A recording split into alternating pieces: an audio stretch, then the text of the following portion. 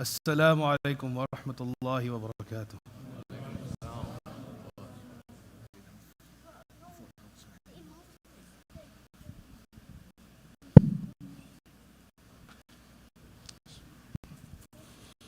الله أكبر الله أكبر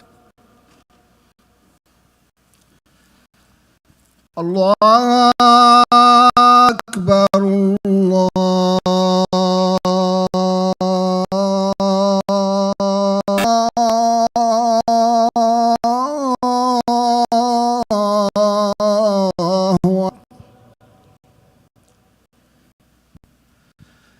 أشهد أن لا إله إلا الله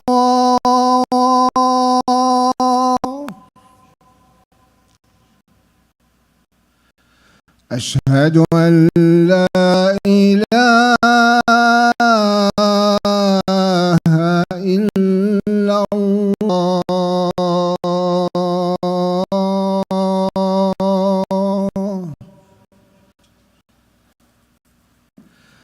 أشهد أن محمدا رسول الله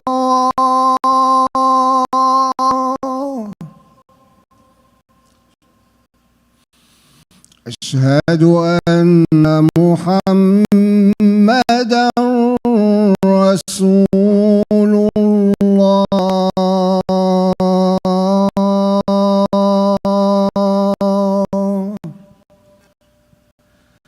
حي على الصلاة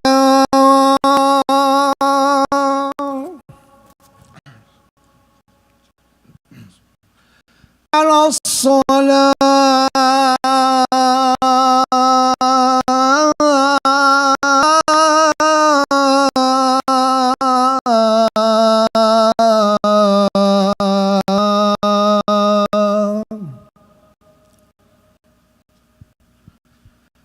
حي على الفلاح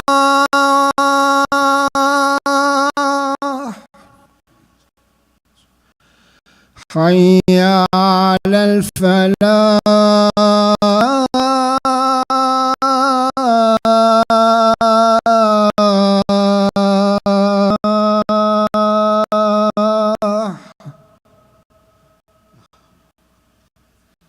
الله أكبر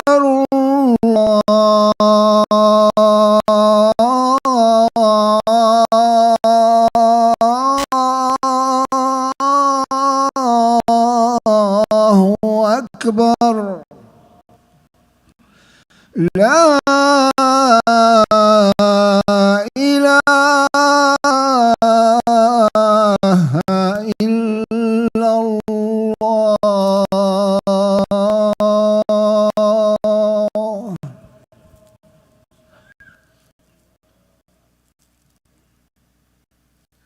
إن الحمد لله نحمده ونستغفره ونعوذ بالله من شرور أنفسنا ومن سيئات أعمالنا. يهده الله فلا مضل له ومن يضلل فلا هادي له ونشهد أن لا إله إلا الله وحده لا شريك له ونشهد أن محمدا عبده ورسوله. اللهم صل وسلم وبارك عليه. قال الله سبحانه وتعالى مجيد بعد أعوذ بالله من الشيطان الرجيم. يا أيها الذين آمنوا اتقوا الله حق تقاته تموتن إلا وأنتم مسلمون.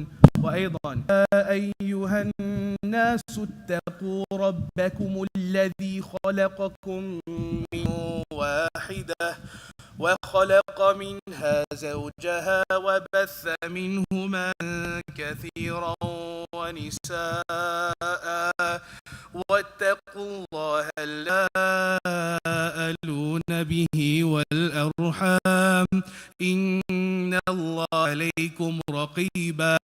وأيضا يا أيها الذين اتقوا الله وقولوا قولا سديدا يصلح لكم ويغفر لكم ذنوبكم ومن يطع الله فقد فاز فوزا عظيما فإن أحسن الكلام كلام الله هدي محمد صلى الله عليه وسلم وشر الأمور محدثاتها وكل بدعة ضلالة وكل ضلالة في النار. When the Muslims migrated from Mecca to Medina and the Prophet sallallahu alaihi wasallam established the first ever Islamic state, he sent emissaries to the various in the region, ranging from An-Najashi, the king of Abyssinia, who was the emperor of Persia, and most notably Heraclius of Rome. And when the Prophet ﷺ sent his letter to the Caesar, Heraclius happened to be in Syria. And upon receiving this letter, he asked for a delegation of the Arabs, somebody from the Quraysh, to be brought in front of him. And it just that Abu Sufyan, along with other members of the Quraysh, were in the area for trade. And so Abu brought in front of Heraclius in his court. And Heraclius asked him a few questions. He told his translator to tell Abu Sufyan's companions that if he tells a lie, and Abu Sufyan recounts that had it not been for the shame that he would have felt if his fellow people in the Quraysh contradicted his lies, he would have lied. Abu Sufyan was asked by Heraclius a few questions regarding the Prophet ﷺ and his da'wah. On one of those questions in particular, Heraclius asks Abu Sufyan, the followers of Prophet Muhammad ﷺ of nobility, or are they poor? Abu Sufyan honestly answers, and he says they are poor. I mention this because Islam, which is now the second most in the world, began as something that was practiced by a few people in secrecy. People who were just like you and me. It didn't start with sultans. It didn't start with armies, with men like Salahuddin al-Ayyubi conquering entire regions in the name of Allah subhanahu wa ta'ala. It began with men like you and me. People who worked, people who were slaves, people who were at the bottom tiers. And now, the dhikr of Allah subhanahu wa ta'ala throughout the world. When the Quraysh would intimidate into attempting to stop the da'wah, they would make a point to them, is you are nothing. You are few in number. They would torture them. They would mock them, feel as if they weren't worthy of what they were doing, that nothing they would do would make a difference. Hey, when we stand for justice as average, as everyday normal people, we are told the same things. Whether it be those who commit injustice around the world, those who seek to oppress the Muslims, to oppress those who are less fortunate, be domestic or international. And sometimes it's from within our own community. When we indulge in things like social media activism, or when we try and forbid the evil in our own communities, or when we go to things like protests and encampments for support, many who tell us things like, it doesn't matter. They'll mock it, saying, post on Instagram, Benjamin Netanyahu's definitely shaking right now. And they attempt to demean and it becomes easy to fall into that feeling of, I'm trying so hard, but I'm not. And so people just give up, they burn out because of that added negativity. To remember that Allah subhanahu wa ta'ala always has a plan. And sometimes we may not see the result, because just as we are mocked and ridiculed for the Quraysh used to ridicule that few number of Muslims who attempted to stand for the truth. Because of their steadfastness and their perseverance, and their consistent reliance upon Allah, and their consistence in not deviating, that few number turned into an entire city, turned into an entire nation. And the message that they spread, that message also contained within it justice. Islam came to the people to establish justice. Allah subhanahu wa ta'ala tells us in Surah An-Nahl, an ayah that we have heard many times. إِنَّ اللَّهَ مَعْرُوفٌ إِنَّ اللَّهَ يَأْمُرُ بِالْعَدْلِ وَالْإِحْسَانِ وَإِيتَاءِ ذِي الْقُرْبَى وَالْفَحْشَاءِ وَالْمُنكَرِ وَالْبَغْيِ يَعِظُكُمْ لَعَلَّكُمْ تَذَكَّرُونَ.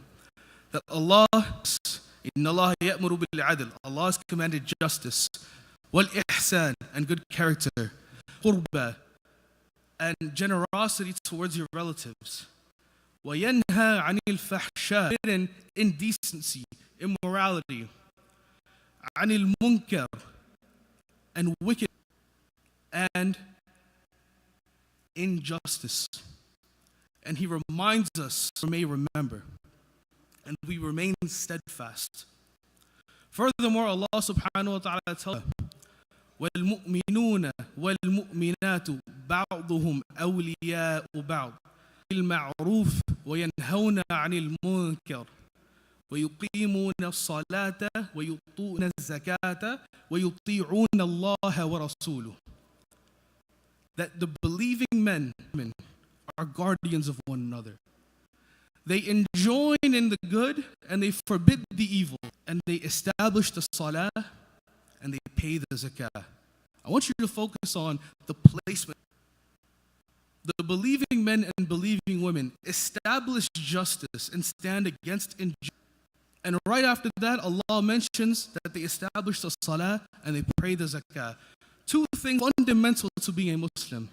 As-salah, the first thing that will be answered, that we will answer for, the first question we will be asked after resurrection. And the second pillar of Islam, and az-zakah, that which reminds us of our communal obligation. Allah subhanahu wa ta'ala ordered us to give from a certain portion of our wealth to the less fortunate. And something that after the death of the Prophet sallallahu alaihi wasallam, when tribes refused to pay their zakah, to be apostates, and He declared war upon them. And so this is that standing for justice and standing against injustice is built into Islam. It's a responsibility upon all of us as Muslims. And it's going to be difficult. There are who are remembered for standing for the truth. Yet during their time they were villainized. Think of men like Nelson Mandela or Malcolm X. Or we can go farther, men like Imam Shamil and Abdul Qadir al-Jazairi, who fought against European colonization and Muslims.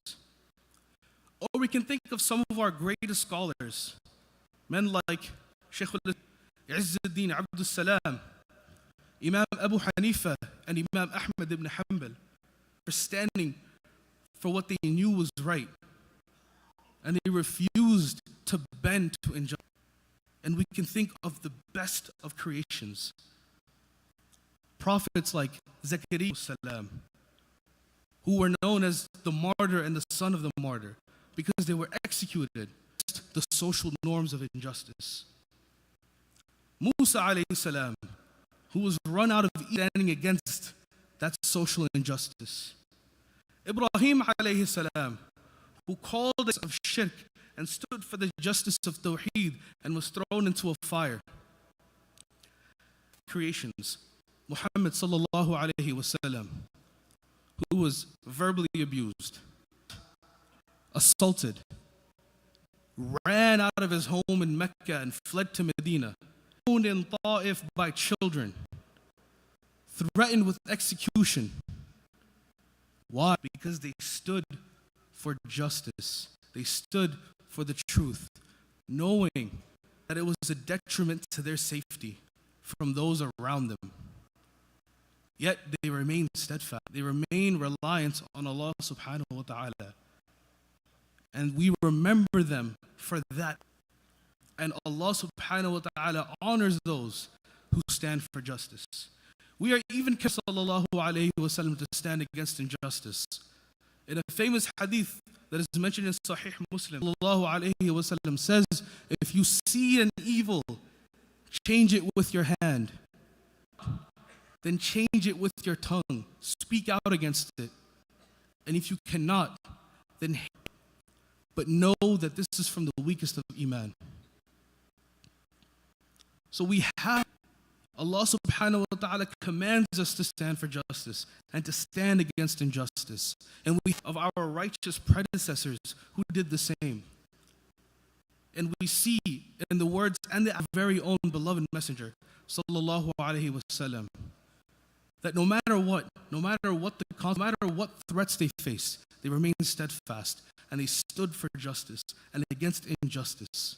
Ask Allah subhanahu wa ta'ala to allow us to remain upon their path of standing for justice and justice. أقول قولي هذا واستغفر الله لي ولكم.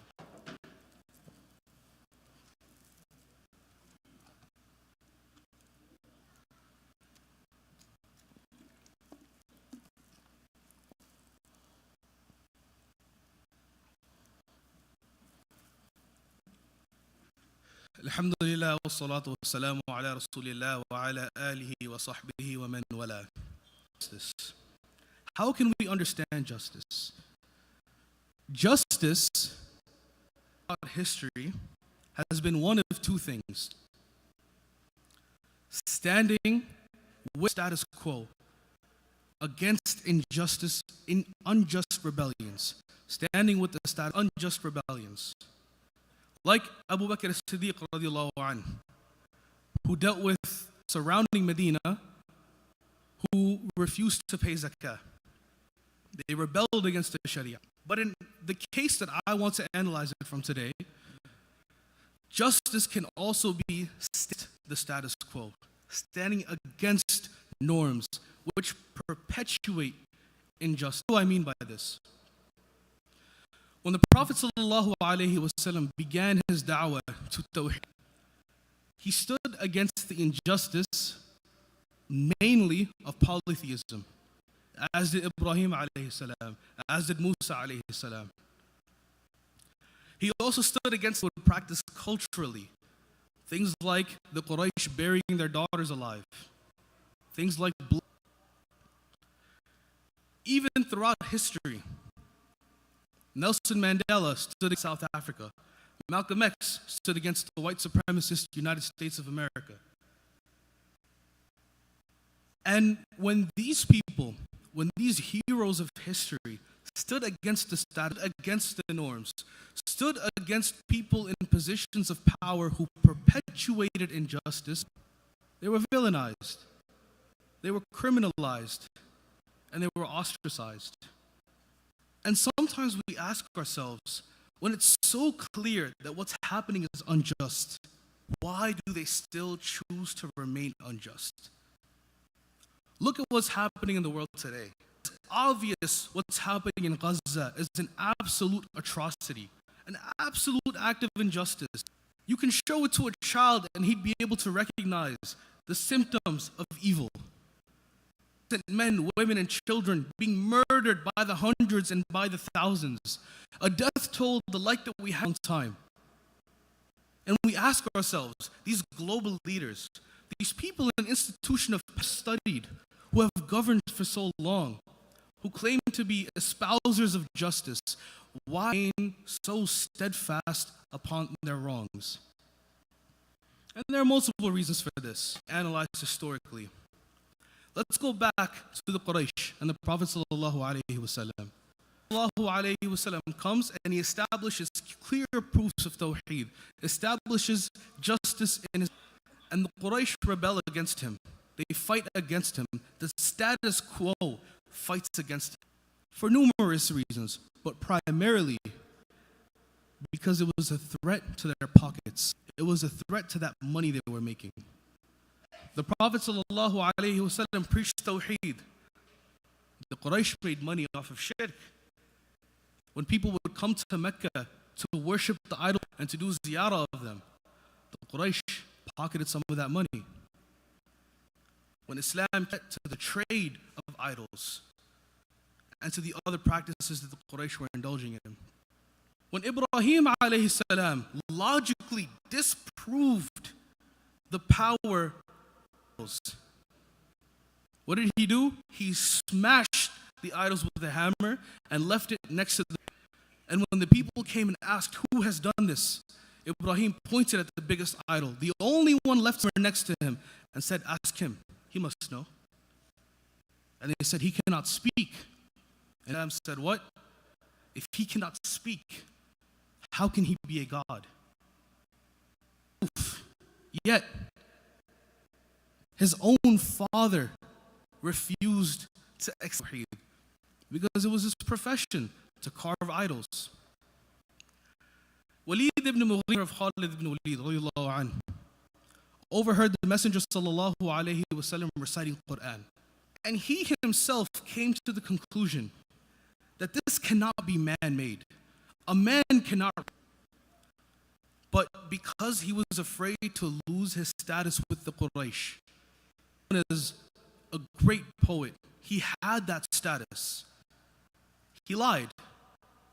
And he continued lying, saying that it has to be the words of a madman, man-made poetry. He could, despite the message entering his heart. And this is why Allah subhanahu wa ta'ala tells us that it is not their eyes, but their hearts. And now we analyze and we see so-called espousers of free speech ignoring what's happening, making excuses that make no sense. The paper trails. We see presidents of universities sending police students like rabid dogs, students who are practicing the First Amendment right peacefully, praised by that same university years later when it happened back during Vietnam. And we wonder, how can you be so comfortable seeing your own students get brutalized? And we see the paper trail, the donations coming in.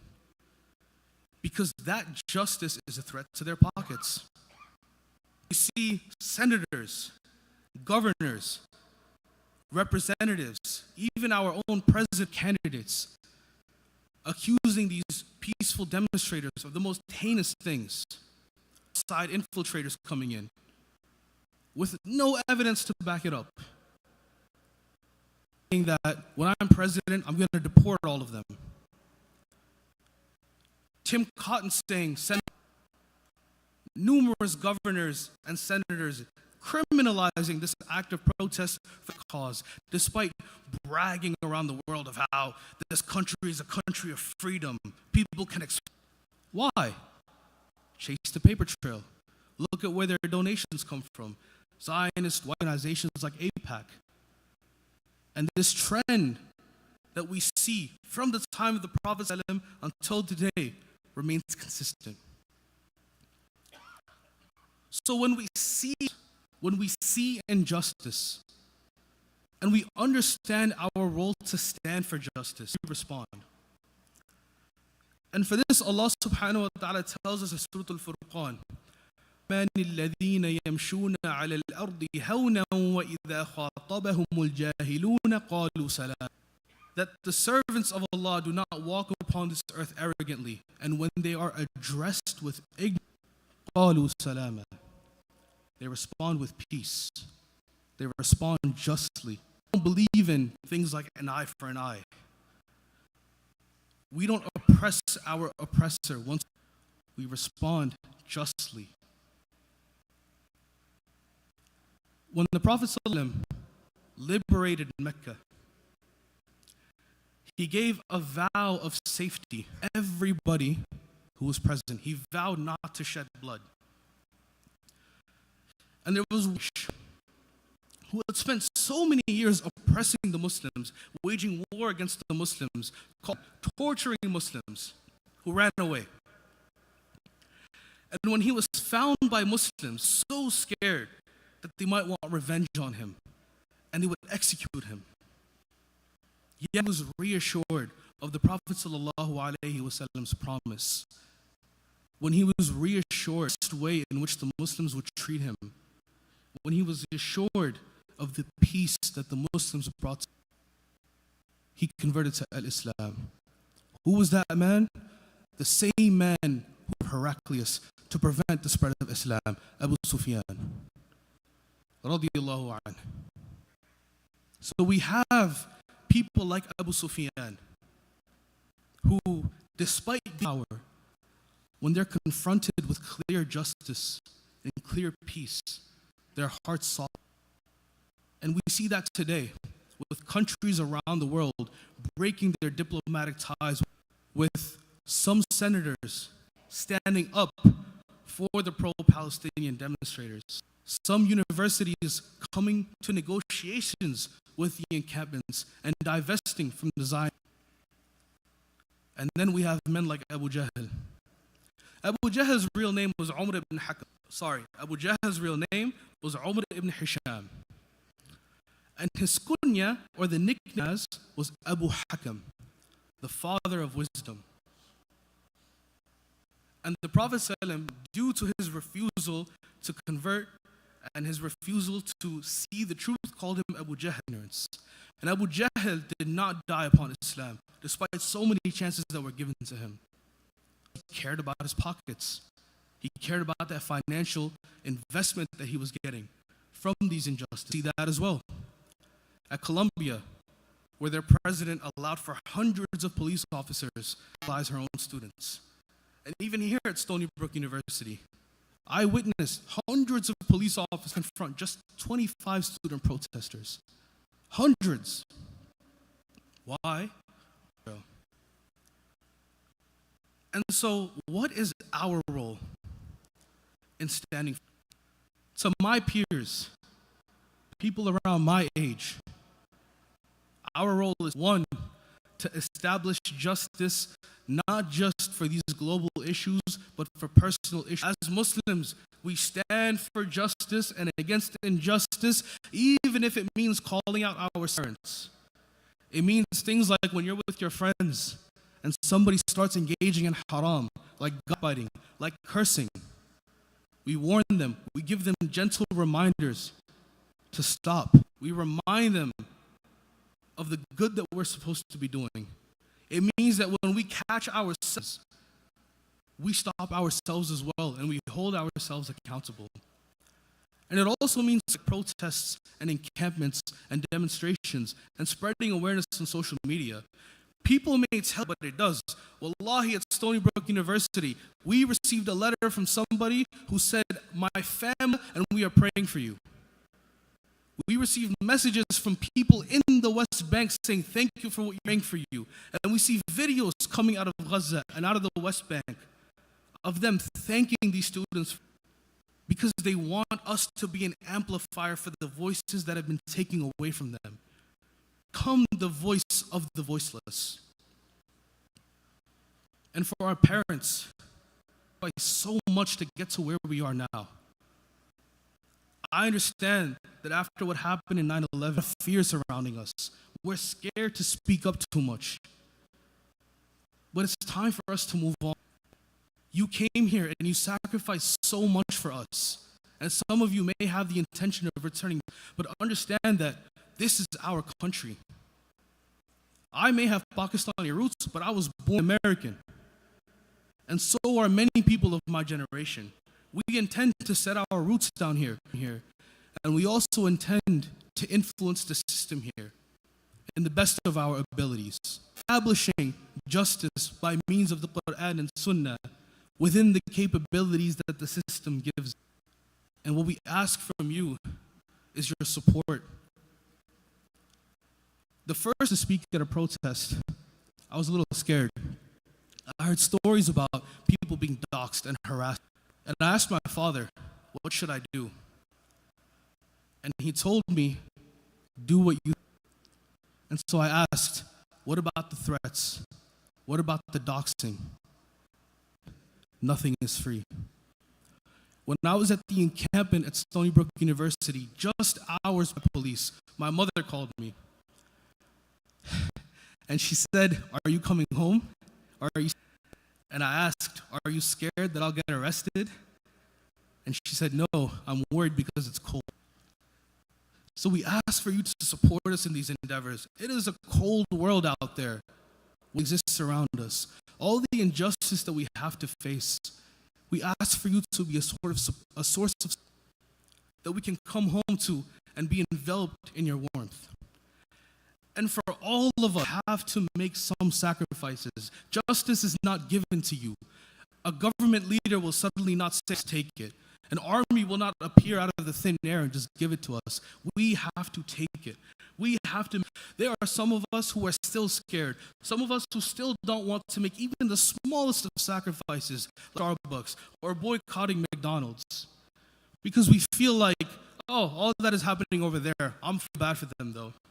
The Prophet ﷺ told us that we will become weak like the scum of the sea, hatred for discomfort. So we have to remember our role in as ordered by Allah subhanahu wa ta'ala and His Messenger sallallahu alayhi wa sallam, as well as our role in justice. We have to remember our place in this world as people da'wah to tawheed and people who spread the seeds of justice. And we will for those around us as supports for those who stand for justice. And we remember making those sacrifices, which may not seem like much at an individual level, but at a social level than you may think. And just like the Sahaba in the early people just like you and me, who were oppressed, who were threatened, who were forced to Mecca, making the ultimate sacrifice, leaving everything behind and moving to Medina.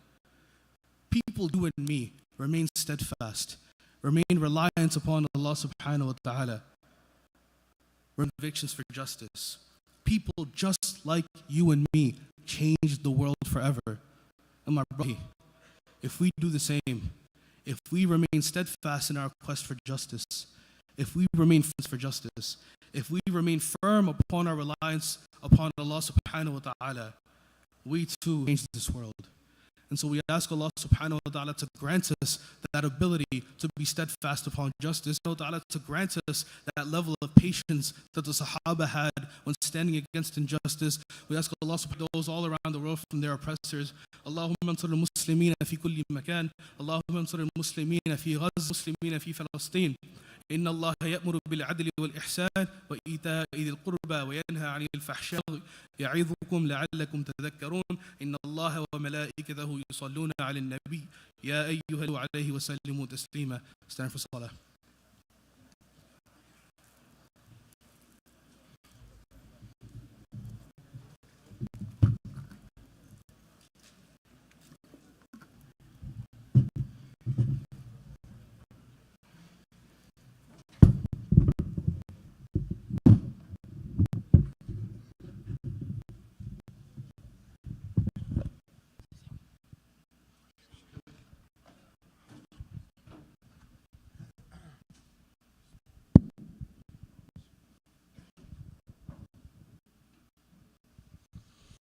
الله أكبر أشهد أن لا إله إلا الله أشهد أن محمدا رسول الله حي على الفلاح قد قامت الصلاة قد قامت الصلاة الله أكبر لا إله إلا الله لا إله إلا الله. استقيم, straighten your lines, stand shoulder to shoulder with the one next to you.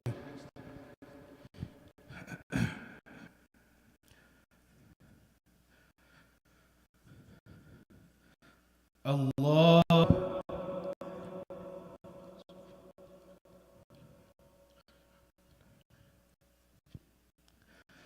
Alhamdulillahi Rabbil Alameen, Rahmanir Rahim, Maliki Yawmiddin, na'budu wa iyyaka nasta'in, اهدنا الصراط المستقيم صراط الذين أنعمت عليهم غير المغضوب عليهم ولا الضالين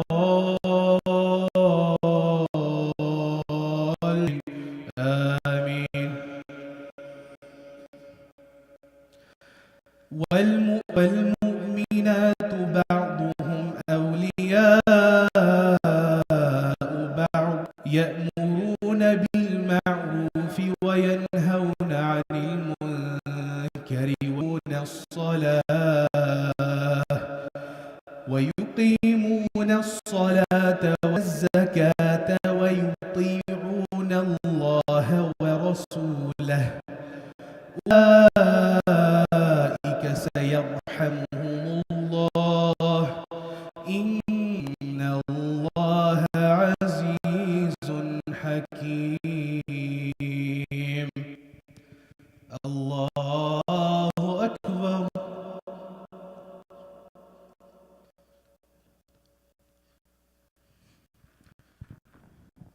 سمع الله لمن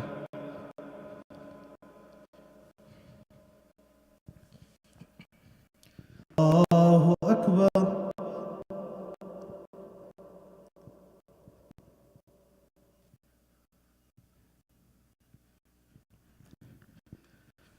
الله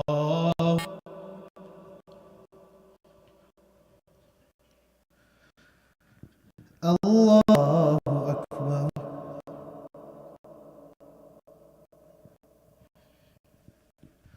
الله أكبر. الحمد رب العالمين الرحمن الرحيم مالك الدين إياك نعبد وإياك نستعين اهدنا الصراط المستقيم صراط الذين عليهم غير المغضوب عليهم ولا الضالين آمين. تبارك الذي جعل في السماء بروجا وجعل فيها سراجا وقمرا منيرا وهو الذي جعل الليل والنهار خلفة لمن أراد أن يذكر أو أراد شكورا. وعباد الذين يمشون على الأرض هونا وإذا خاطب جاهلون قالوا سلاما. الله أكبر.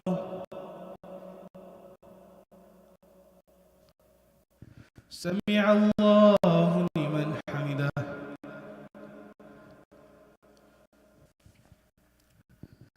الله أكبر.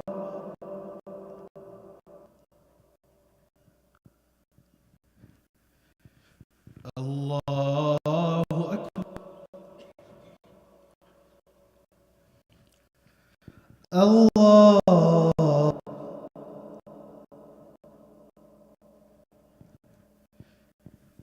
الله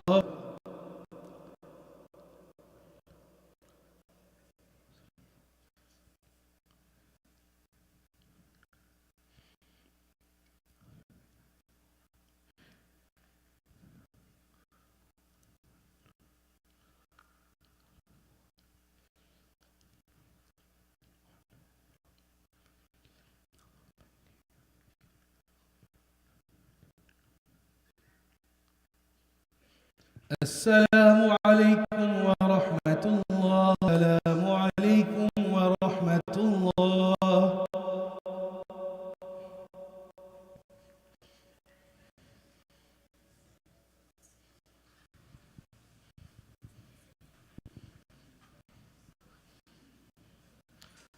الحمد لله والصلاة والسلام على رسول الله.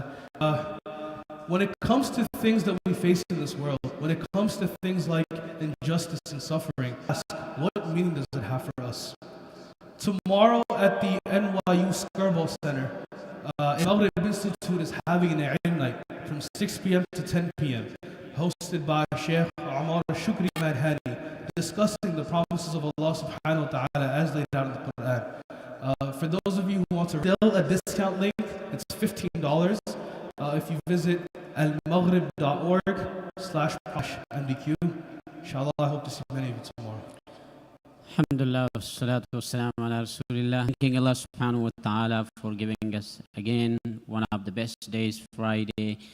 We thank our brother Unib Awan for beautiful reminder to stand for justice and to raise our voices for those who have no voice. Our brother Christine. Inshallah, MDQ Board of Trustees elections will be June 15, 2024 in the main prayer hall of the Masjid. Registration and verification will take place from 5 p.m. to 6 p.m. Registration and verification at 6 p.m., after which no members will be accepted. Elections will commence at 6:30 p.m. As for information and session Q&A by Brother Irfan Iqbal last Saturday, the list is now available on the MDQ website. Please go to Masjid Darul/members list to verify your membership as instructed in the session and send your update information either via email or at masjiddarulquran.com or submitted in person at the Masjid. Jazakumullahu khair. Jazakallah Imam for a great reminder. I think it's going back to Unib's Khutbah, this is a challenge. As a parent, we deal with it. So going back to from Imam Ajmal's point of view, what he announced. So there's elections. All of you can vote. So please fill out your membership forms. So I want you have to fill out your membership forms and pay a $100 fee for you. Membership list has been made available on the website, as he stated. You can find the membership back. And probably from next Jummah, we're going to put someone sitting back, who will collect this and will show you the list. So we can make this process very smooth. This is the first time Masjid is doing it, and we want to make sure we follow all, give everyone an opportunity to become part of it. It is for whom? Anyone who prays at the, I'm assuming anyone who's praying at the Masjid is the member of this. And as for who's running, you'll find out soon, because when the names are released, the nomination papers are going to come in, and you'll know who to vote for based on who you think could serve the community best. So thank you for your time. Jazakallah. Assalamu alaikum.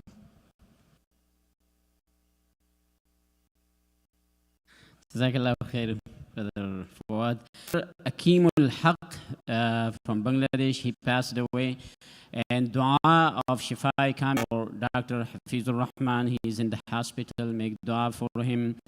And Brother Mahmoud, brother and a child, Muhammad Hisham, and father of, his name is Abu Shakil, and Sister Sajida, dua for her, of our brother, Sister Wahida, she is sick, make dua for her. Allah subhanahu wa ta'ala kamil and ajila. And all those brothers, elderly brothers in our community sitting in the chairs, dua for. And anywhere, the Muslim brothers, sisters, they are sick, need your duas, please dua for all. اللهم اشف مرضانا ومرضى المسلمين اللهم اشف مرضانا ومرضى المسلمين وموتى المسلمين اللهم اشف مرضانا ومرضى المسلمين وارحم موتانا اللهم إنا نسألك لهم شفاء كاملا عاجلا يا أرحم الراحمين. اللهم رب البأس واشف أنت الشافي، لا شفاء إلا شفاؤك شفاء لا يغادر سقما. اللهم يا حي يا قيوم برحمتك نستغيث. اللهم إنا نسألك العفو والسلامة في الدنيا والآخرة. اللهم أنت السلام ومنك السلام، تباركت إكرام. ربنا لا تؤاخذنا إن نسينا أو أخطأنا، ربنا ولا تحمل علينا حملته على الذين من قبلنا، ربنا ولا تحملنا ما لا طاقة لنا به، واغفر لنا وارحمنا، أنت مولانا فانصرنا على